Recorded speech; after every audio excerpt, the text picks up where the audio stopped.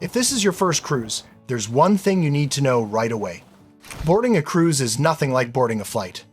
And if you treat it the same way, day one can feel confusing, rushed, and stressful before your vacation even starts. In this video, I'm sharing 27 boarding day tips every first-time cruiser needs to know in 2026. What actually matters? What people get wrong? And the small mistakes that can ruin your first few hours on board. Stay with me, and by the end of this video, you'll walk onto the ship calm, prepared, and ready to enjoy the cruise from the very first minute. Let's get started. This isn't optional anymore. Every cruise line requires online check-in before you get to the port. Check-in opens at different times depending on the line. Sometimes 45 days out, sometimes 30, sometimes as late as 15. Don't guess. Check the cruise line website and set a reminder. During online check-in, you'll enter passport details for everyone in your group and add a credit or debit card for onboard charges. That card can always be changed later, so don't overthink it. Do your check-in through the cruise line app. It's faster, uploading your security photo is easier on your phone, and you'll be using the app constantly once you're on board. And make sure everyone traveling with you downloads the app before boarding day, at home, or at the hotel. The app holds your boarding pass, ship maps, daily schedule, dining reservations, and sometimes even the muster drill. This is not something you want to be setting up while juggling bags at the port. The ship does not wait. Arriving in the port city on the same day your cruise sails is the fastest way to lose the entire trip. It sounds efficient until one flight is delayed, traffic backs up, or weather changes. When that happens, you don't miss a few minutes. You miss the ship. Cruise ships leave on schedule. They do not wait for flights, traffic, or weather. Once boarding closes, the decision is final. That's why experienced cruisers always arrive at least one day early. Flying in the day before removes every fragile point in the plan. Arrive early and something goes wrong, you're inconvenienced. Arrive on sailing day and something goes wrong, the vacation is over. That extra night near the port isn't wasted time, it's insurance. After check-in, you'll receive your boarding pass with a QR code. You can print it or keep it on your phone. Here's the smart move. Screenshot it. Wi-Fi can be spotty at the port. Apps freeze. Phones lag when you're nervous and standing in line. Having that screenshot ready saves time and frustration. Cruise luggage tags are usually paper, and things happen.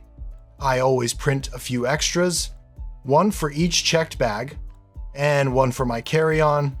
Why the carry-on? Because crew members will ask your cabin number constantly on boarding day. When it's right there on your bag, everything moves faster. Reusable plastic luggage tag holders are worth it. Just make sure you buy the right size for your cruise line. Getting on board doesn't mean your luggage is with you. On embarkation day, checked bags can take hours to reach your cabin. Some are also held for extra screening, which causes more delays. That's why essentials stay with you. Medications, valuables, a change of clothes. This is what your embarkation day bag is for. It carries you through lunch, exploring the ship, and even the pool before your cabin is ready. If you're bringing wine or soda, it must go in your carry-on. Putting it in checked luggage can flag your bag and slow everything down. For peace of mind, add an air tag to your suitcase.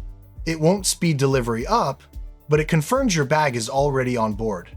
Your luggage will arrive, just not right away.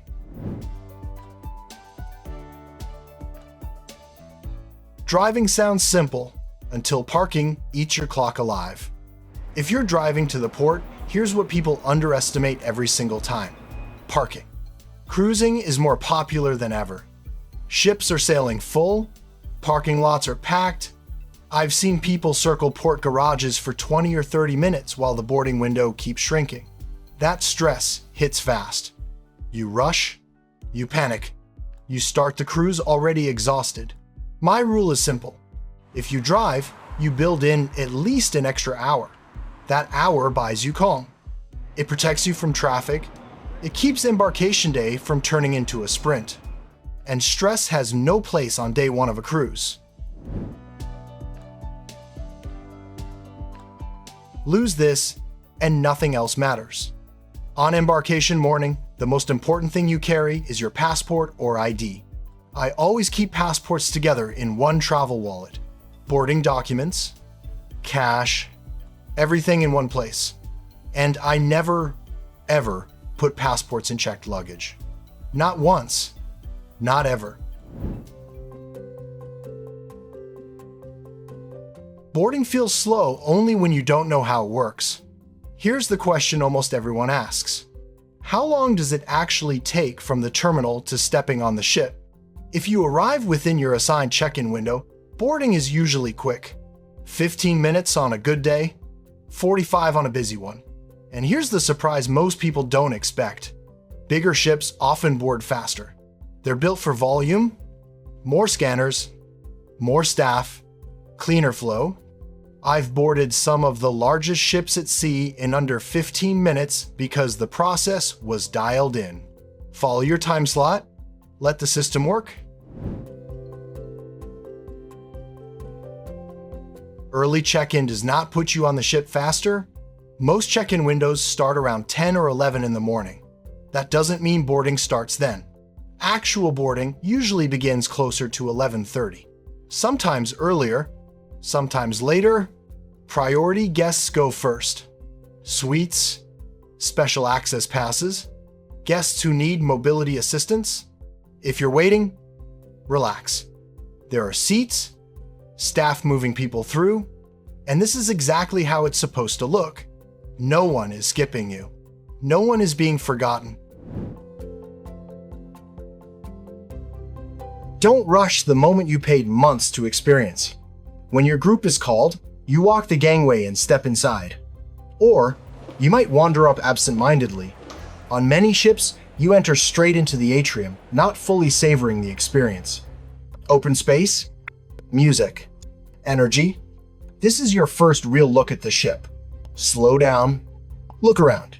People who rush this moment barely remember it. People who pause remember it forever. Skip this, and nothing else moves forward. Before the ship leaves, everyone must complete the muster drill. Some lines do it virtually, some in person. Many let you watch the safety video on your phone even before you arrive. Watch it as early as possible. Then, check in at your assigned muster station. Do it once, do it early, and the rest of your day stays uninterrupted. This is the one task the ship will not sail without. Lose this, and your cruise gets complicated fast. Once on board, you'll receive your cruise card or wearable. Some ships leave it outside your cabin. Others give it at check-in. This card opens your cabin, pays for drinks, tracks purchases, gets you on and off the ship at ports. Always keep it easy to grab. A lanyard works. A holder works. Any system that prevents digging through bags works. Just don't lose it. You're on board, but you're not home yet. Sometimes you're allowed to drop off a carry-on in your cabin. Sometimes cabins are completely closed. If you're allowed inside, place your bag down and leave. Do not unpack. Housekeeping is still working. If cabins aren't open yet, don't stress. That's normal. Your cruise begins before your cabin does. Hunger makes embarkation feel chaotic. Once on board, eat or grab a drink. Buffets are always open. Casual spots by the pool move fast. Main dining rooms sometimes open and stay quiet. If you're carrying a bag, this is the perfect time to sit down. Food, a drink, an hour to let the ship settle. Embarkation day only feels overwhelming if you fight the flow. It looks crazy, but it's not. Here's the trick that always works. One person stays with the table and bags. The others grab food. Then switch. 5 minutes later, everyone's eating and wondering why it felt stressful. Simple system. Zero chaos. You can skip it, but you can't redo it.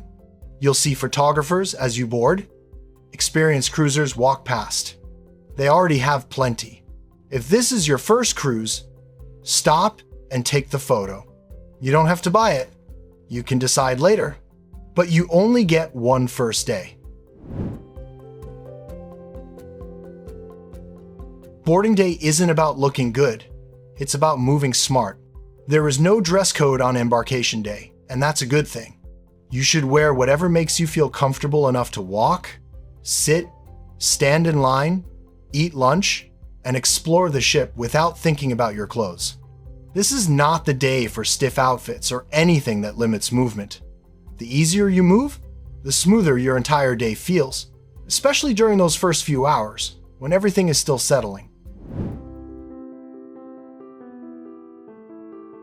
Pools open long before your cabin does. One of the biggest surprises for first-time cruisers is how quickly the pool areas get busy.